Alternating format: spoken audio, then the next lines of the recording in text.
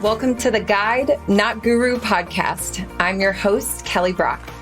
My purpose is to empower women to create authentic, aligned, and abundant lives. After over a decade of mentoring women in business and self-leadership, I found that we don't need to adopt a guru's blueprint. We need guides to help us build our own. So if you're ready to lead and be a work in progress, you've come to the right place.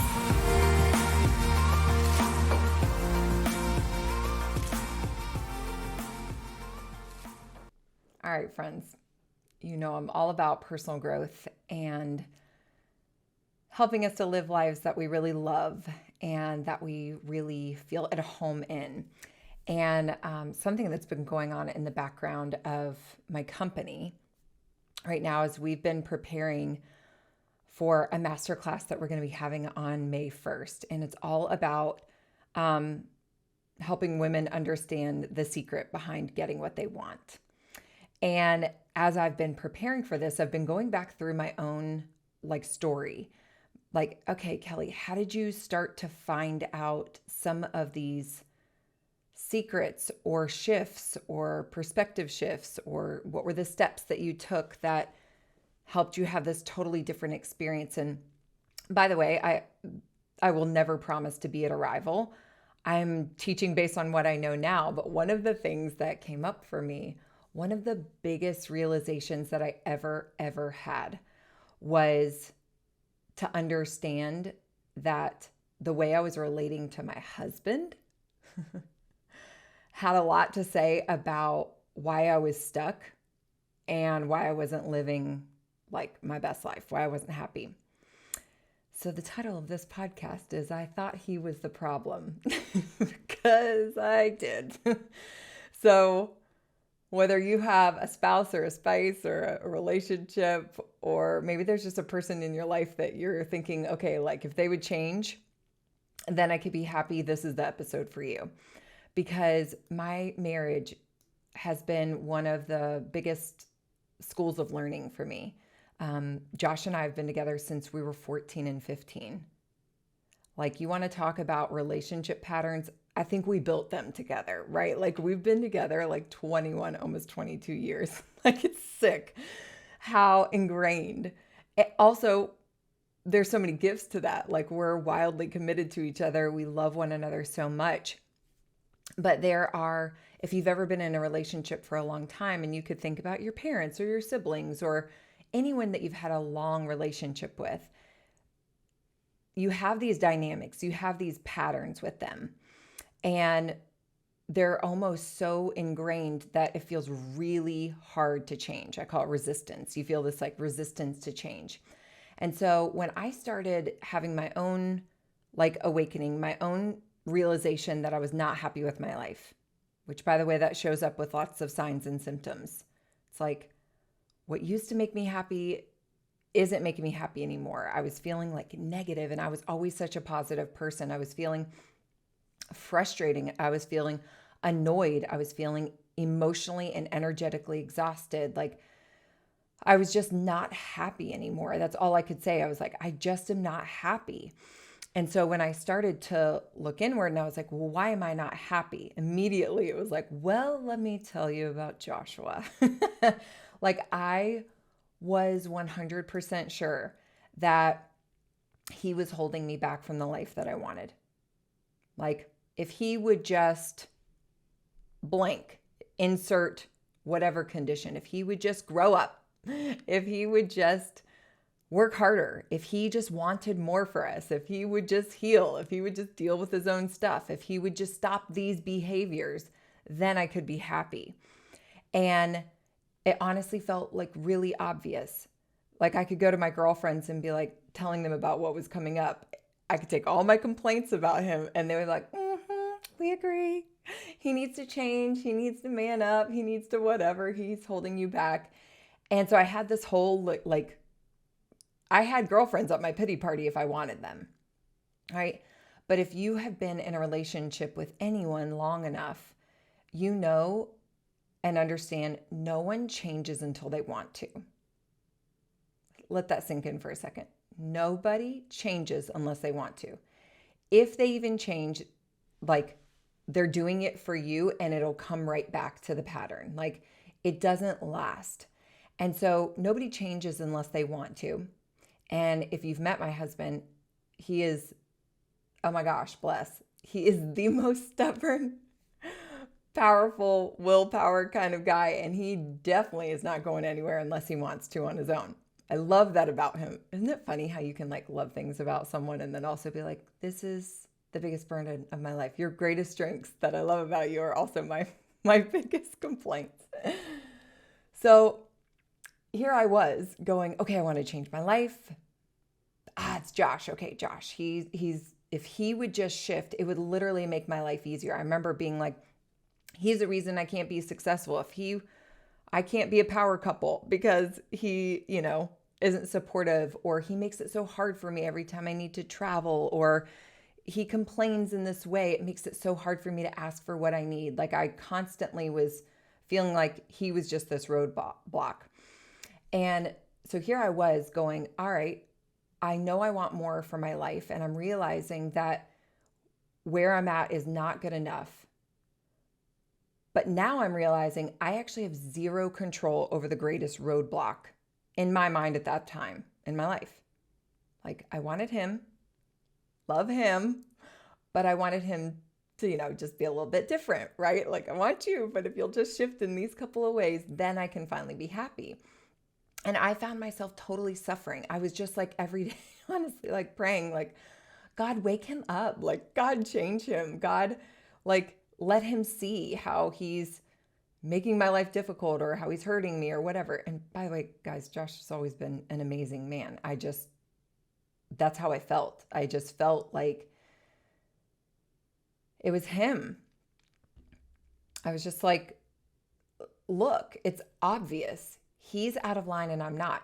And here's probably why I felt that way too, because I was such a traditional good girl. So it was like all the things that you would need to be in order to have like a more successful life. I was the epitome of that in my mind at that time. It was like, I'm going to church and I'm being ambitious for our family and I'm being responsible and I'm consistent in these things and he's not. So he must be the problem, right? Like it almost felt obvious that, like clear as day, like let's take a vote, everybody. He's the problem, not me. The issue is I was totally in suffering around this because I was just like, well, what am I supposed to do? Like, I don't want to divorce him. I don't want to leave him. I want him for the rest of my life. And yet he's like this bag of sand that makes it harder for me to move forward. I always joke that when we have resistance, it's like an e-brake on. It's like you're trying to drive your car, but you've got this e-brake on and it's making it so much harder. And I felt so powerless to change my life. And I don't remember the exact moment. I don't remember the moment that I finally had this like awakening new awareness. But I know that it shifted me. When I realized, Kelly, he's never going to change. And if he does, it's going to be on his own time. So either you go after what you want, or you've got to stop complaining about it. Like I remember realizing like whatever was happening outside of me was something that I was allowing to happen in me. Like that I was actually personally responsible for my, even my own marriage. Like again, I blamed Josh, and you guys might just be like, poor Josh. Me too. I felt a little bit bad for him once I realized these things. Or you might just be like, oh shoot, I'm thinking that about my relationship too. But he was this first place. He felt like the spot that if he would change, I could finally be happy. And that is a lot of pressure to put on a person. Hi, all of my happiness and wholeness relies on you, this individual person who's having your own human experience. And I'm going to put all the pressure of my wholeness on. I want you to imagine that you are treating, if you feel this way, imagine yourself like a piece of Swiss cheese. And you see all the holes that are inside of you. And you go, listen, I need you, people, life circumstances, to fill these holes because I'm not whole. And I need you to be all these things because without it, I don't have wholeness. And instead, I realized, oh my gosh, like I'm giving all my power away to someone who may never change, to someone who may never change their mind, to someone who may never want the things that I want. And I sat there just being like, am I always going to just suffer like this? Like there was some part of me that was allowing all my power to be in other people and other places. And I remember just really sitting back and I started to see that everywhere. I started to see all the people and all the conditions and all the things that needed to change in order for me to be happy. And it was like, oh crap. Like, I don't know if you've ever had that like lean back, sit back moment and you see all the fires that are happening in your life. And I started to see it everywhere. It's just like at the same time I had a newborn baby. Rainer was brand new. And so it's like, okay, so I have to have the baby sleeping through the night in order to be happy. So I need money in order to be happy. I need Josh to change in order to be happy. I need my body to be back and also better than ever in order to be happy. I need to have a certain amount of people on my team in order to be happy. I just started to list all these conditions that I was starting to make for my own happiness that were all dependent on other people or outside of my control. Tell me how you get a baby to sleep when they don't want to sleep. I couldn't. My child didn't sleep for the longest time. And it was just like, so am I going to keep complaining about this? Am I going to keep being unhappy? And the same was true with Josh. It was like, oh my gosh, I am putting so much responsibility and weight on someone else that is actually outside of my control. And I want to tell you that we all have this same thing that happens inside of us. There's a reason that hopefully this is resonating with you. Because what happens is we have this little inner voice. If you've listened to the episode, I talk about the ego and I talk about your saboteurs. We have an inner sabotaging voice and it's called the judge. And this judge comes into our minds and judges three things. It judges ourselves, it judges other people, and it judges circumstances. And it tells you how those three things, how yourself, oh, Kelly, well, you would be happy, but your body's not right. Of course, you can't live the life you want. Oh, judges other people. Okay, wait, if Josh would change, if he would just be different, listen, then you could be happy, but it's out of your control. So again, I was staying in suffering. The third thing, circumstances. I need to be able to have sleep. I need to have this amount of money. I need, my company or the world or the pandemic or whatever it was. This needs to not be happening so that I can be happy and live the life that I want. And here's what's crazy. I hope this is really hitting home for you all. Because for me, it was very profound. It was just like, again, this sitting back moment, just being like, whoa, when the hell are you going to ever be happy? If all of those things have to be yeses, if all those things have to be going well, what are the chances that all of that is working on any given day? Like zero chance. So I realized I was giving all my power outside of myself. And so coming back to the idea of this judge, here's the issue. We think that ourselves, people, and circumstances have to be perfect in order for us to be happy. And so we are constantly trying to satisfy those three things in order to be happy. And if one of those things is off, then we are struggling. We're in pain. We're just like, I can't allow myself to be joyful because I still have this thing that I need to figure out. I've got to learn this thing. I've got to be this thing. They've got to change and then I can be happy. And so many people, hear me when I say this, y'all. So many people die, literally die, still trying to satisfy the last condition that their judge set for them. Think about that. People die trying to do the next thing that came up in their consciousness, like, well, now we need this. Well, now we need this. Well, now we need this. Well, now we need this. Well, now we need this. And they die trying to satisfy a condition.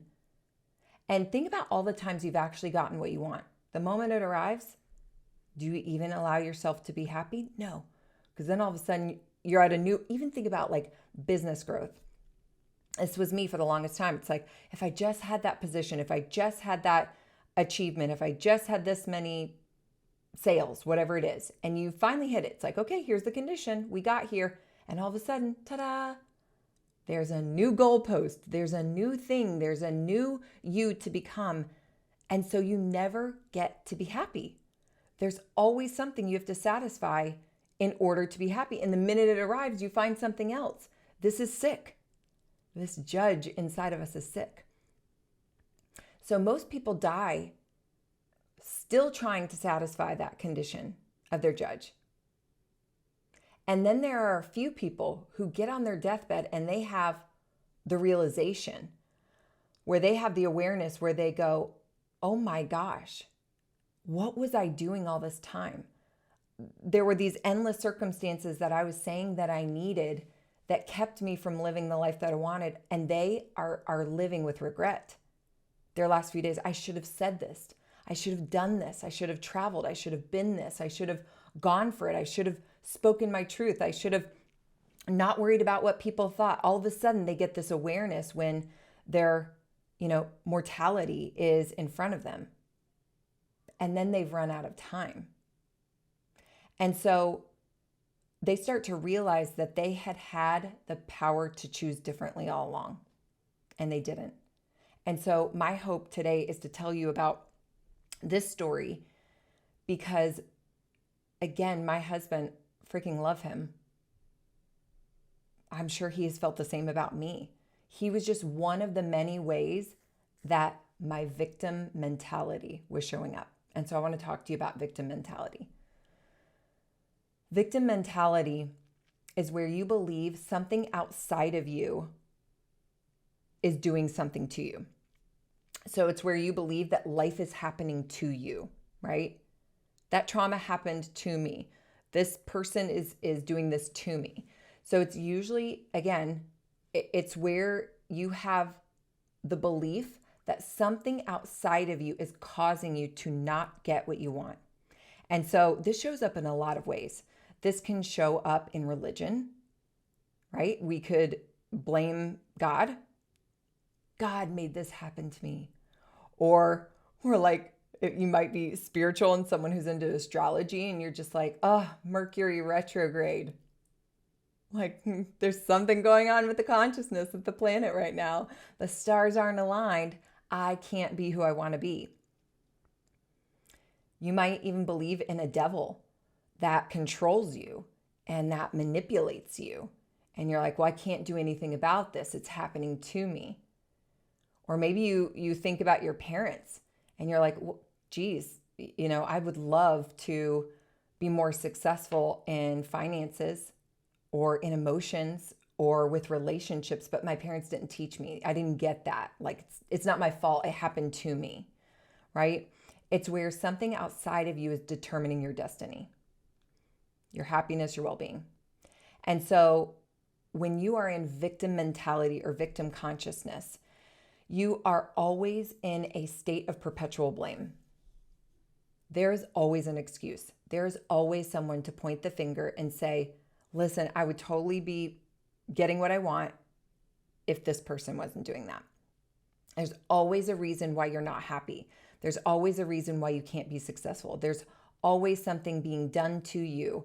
And you find yourself making excuses, rationalizing, justifying, refusing to take responsibility. And here's the issue with, y'all hear me when I say this. Here's the issue with being a victim. When you, I remember hearing this like years ago, when you fight for your limitations, you get to keep them. When you fight for your limitations, you define a box and you get to live inside of it. They're like, okay, you're right. When you fight for your limitations, you get to keep them. The world will agree. You're right. You can't. That trauma happened to you. You're right. You can't. You never learned that. You're right. You can't. He's not supportive. You're right. You can't. You have a new baby. You're right. If you say, I would, but here I promise you will find the pity party gathering to meet you. Someone who will agree with you and go, you're right. You're right. So our victim mentality actually becomes a self-fulfilling prophecy. What we call out, we end up dragging to us. It's almost like a magnetic field.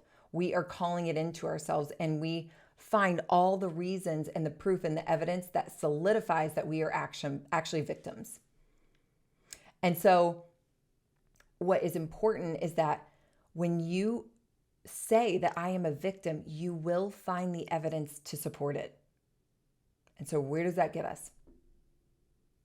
It gets us stuck. It gets us always having a condition, always having a thing that needs to happen in order for us to be happy. And there will always be a condition. There will always be a person. There will always be something outside of your control. Y'all, we live in a world that we are, what I believe we are co-creating. Meaning you are both always at personal power, and you are also a part of a collective, a world that is you are intermixed with. And so there's always going to be things outside of your control. And so I want you for a second to consider,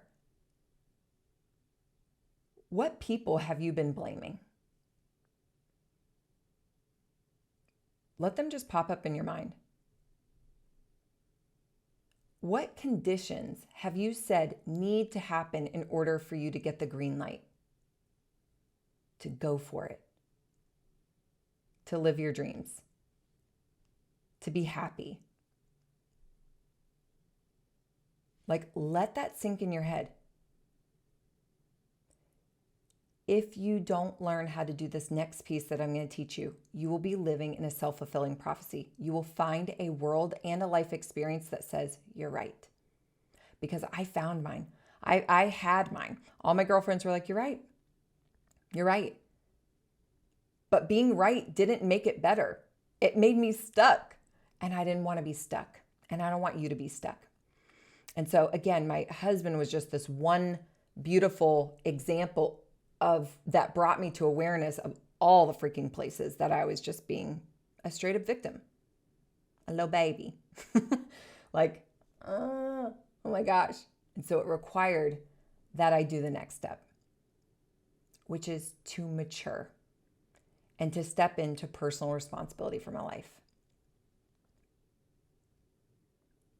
Until we step into personal responsibility, we will stay with a pendulum swing experience. It's like, I'm happy. No, I'm not. I'm happy. No, I'm not. I'm happy. No, I'm not. I don't want to keep doing that. Life will bring enough challenges for us. We don't have to choose them, right? And staying stuck and staying as a victim is a choice.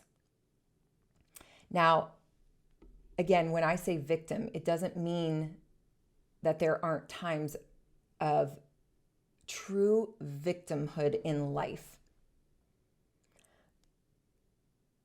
So that's a different thing. I'm talking about victim mentality, okay?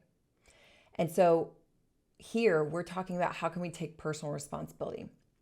And so I remember like making a decision and just being like, okay, with or without him feeling comfortable, I'm going to start living the life that I want. And this was not in an FU way. Like, this was not like, F you, boo, I'm going to do me. It was more in a mature, wise way that said, I am responsible for my happiness. Not you. And I had to start choosing, how do I want to feel? How do I want to live? What do I want to do? What do I want my days to look like? What do I want? And I had to start facing that. And easier said than done, because believe me, the minute I started deciding to change and being like, Hi, I'll never forget this example or this moment that I was sitting in, no, I was standing in the kitchen feeding a baby, cold eggs, drinking cold coffee, tying a 2-year-old's shoes, and I'm sweating trying to get ready for the day. And I remember looking over and Josh was laying like a model on the couch with his hot cup of coffee watching Sports Center. And I was like, I was like so upset. And I remember looking at this situation saying, it is your fault, Kelly. How could he know to come help you? You don't ask for it. You don't ask for it. This is your fault. And it was because I was so uncomfortable of even asking for help. Because here's what I was afraid of, y'all. I was afraid of the nose flare that he would give me back. And the comment, can't you do it? You're right there. Which is such a simple comment, but I had such an emotional, triggering every time it was like, yes, I am capable. And yes, I am right here. And yes, I can do this. So I wouldn't ask. I wouldn't ask for the help that I needed. And that was not his fault. It was mine. If I wanted, so it was these little moments that I started to take back saying, I'm responsible for my happiness and hello, good morning, I need help. And so again, not in this FU attitude, like get up off the couch. It was like, hey, tomorrow morning, when we're getting the kids ready for school, do you mind feeding the baby while I'll help Everly with her shoes so we can kind of tag team this together? I realized I've really been stressed out in the morning and I could use some help. By the way, was he excited about all these small little opportunities to help? No, I remember us talking about it later and I was like, babe, I realized this was days or weeks or months later when I was actually consciously talking to him about it. And I was like, hey, I realized I've been a, grumpy biatch around the house because I'm not taking care of myself. And he was like, oh yeah, kind of have felt that. He already knew. And I was like, I'm going to start asking for some things that I need because I've been afraid to do that because I'm afraid you're going to be upset, but I need more help. And I don't need you to do everything, but just a heads up, I'm going to start asking for what I need. And he was like, okay. And he laughed and he was like, I mean, it really has been nice when you don't ask me for anything. He joked because he knew in that moment, man, I actually have had it kind of sweet in some of these ways. And we're friends like that we were able to joke about it. But it was uncomfortable for him. There was backlash, not even just from him, from everywhere that I started to say, this isn't what I want anymore. I remember having meetings in my network marketing company where it was like, we always do this. And all of a sudden I was just like, I don't really want to do that anymore. And everybody's like, why? It's like, I don't like it anymore. And it was hard, y'all. All these things were hard. But the point is I was experiencing a life that was just so exhausting and it was my own fault. I needed to take personal responsibility. I was my problem and I was going to be my solution. And so I had to have the courage to face some of the inevitable discomfort and backlash and judgment, honestly, that came from people when I started being quote unquote different. And what I started to do was I started to separate the need for anyone else to be anything else in order for me to get what I want. And I work on this, y'all, still today. All the time. But when you understand what victim mentality is and you go, oh, I'm blaming someone else. I'm back here. How'd I get here? Where can I take personal responsibility now? Where did I allow this? That's another thing I really want to drive home here. Whatever's happening on the outside is something you have allowed on the inside. So all the things that I was blaming when I was pointing my finger at Josh, pointing my finger at anything else, and I was just like, you. The only reason someone can do something to you is because you have allowed it. That means there was something inside of me that was allowing the laziness of my husband, right? I was so uncomfortable with confrontation or conflict that I wasn't asking for what I need. And again, that was my responsibility. He can't know for me what to do. I remember when he was just like, I don't know what you need. I don't know what you're thinking. You can't expect me to guess, because I would always be upset that he didn't know what I needed. It's just like, you're right. That's a really unfair expectation, that even though we've been together forever, that you wouldn't know how to read my thoughts. Like, it's my job. It's my job to ask for what I need. It's my job to be clear. It's my job to have the courage to say it. And there will be discomfort that comes from that. And so, my hope in sharing this story, Josh and our marriage has continued to be the biggest classroom for me. Parenting has been the second biggest classroom for me, to see all the places that I don't have my own personal power and that I need to take it back. And so I'm learning and growing over and over again. But my hope is that this would feel like a mirror episode, that it would reflect back to you a part of you that is saying, where am I playing the victim? Where am I unconsciously giving my power away? And how can I take responsibility for the life that I want? You are your problem, and you will be your solution. I am really obsessed with people and the human experience, and understanding, why do we do the things we do? How do we live the lives that we want?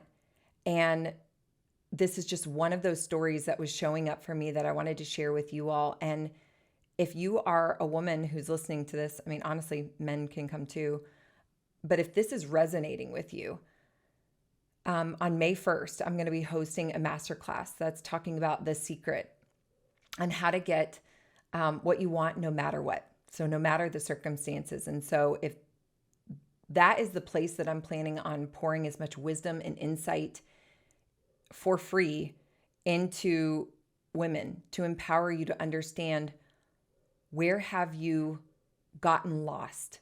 Where can you start to take some of your power back? What is essential? What is it that you need in order to actually live the life that you want? So if that's resonating with you, go to the link in the show notes. I would love to have you a part of the masterclass. I'm excited about it. In every single moment, you guys, we have personal power. And it may not be as much as we want, but we do have a choice in every moment, and we can take it back. One little moment at a time, we start to take our energy and our light and our power and our joy and our happiness back into ourselves, where it belongs. And that is what authentic power means to me. So I hope you'll join us at the masterclass. I hope this episode